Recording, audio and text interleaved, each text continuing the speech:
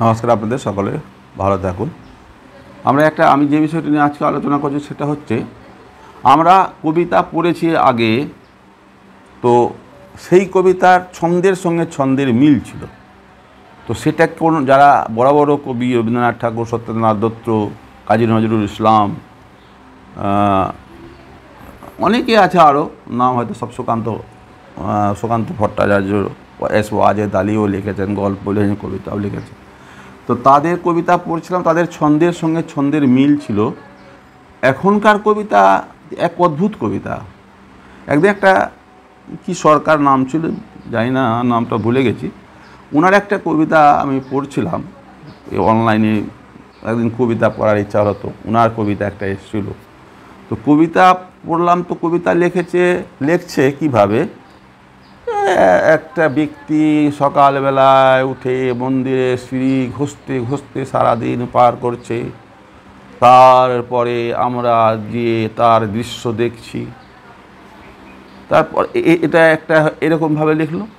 তারপর হচ্ছে এত ভিড়ের মধ্যে বাসে যাচ্ছি আমরা, কত রকমের মানুষের ব্যবহার আমরা জানতে পারছি। এই হয়ে গেল একটা লাইন। মানে কি, কোথায়কার জিনিস কোথায় যাবে তিনি কবিতাতে লিখছেন। কোনো ছন্দ টন্দ কিছুই নয়।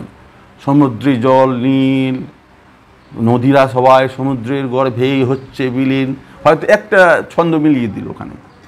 এইরকমভাবে কবিতা লিখছেন। আবার ওই কবি নাকি পুরস্কৃত হচ্ছেন, পুরস্কার পাচ্ছেন। চিন্তা করুন কবিতার মান কত নিম্নমুখী।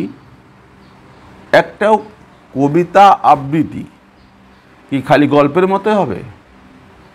কবিতা আবৃত্তি কখনোই গল্পের মতো হবে না। কবিতা জানি না, আমরা পড়েছি যত কবিতা, তাতে আমরা গল্পের মতো কবিতা খুব কম পড়েছি বা পড়তে পারিনি।